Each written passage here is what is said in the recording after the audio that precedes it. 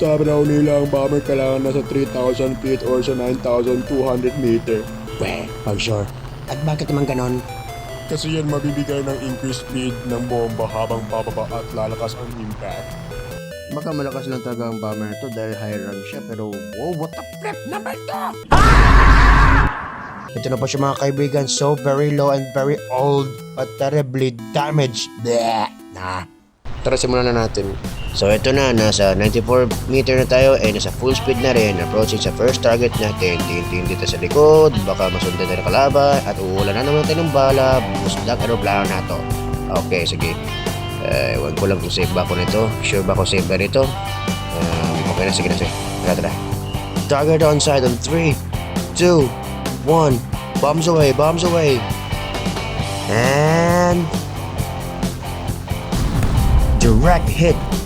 In Tagalog, direct ang puwet ni Cap ninyo. Out. So nakita na natin kung gaano kabagsik ang bomba ng Russian plane na ito. Para balik muna tayo.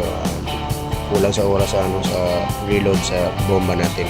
Alright, direct tayo sa second target. And hintayin muna natin yung reload. In 3, 2, 1. Eto na, sige. And bombs away, bombs away. Splash 2, target destroyed. Ngayon nasa airbase na tayo ng mga kalaban, ibobomba natin yung runway nila para tapos ang labanan. Oh, wait lang, ano yun? Shrimp! Oh my God! Wait lang daw, wait lang. Time's up. Patay akong oil pressure. Wait lang. Gunner, nakasa ka. Tira. Iskot ka, gunner.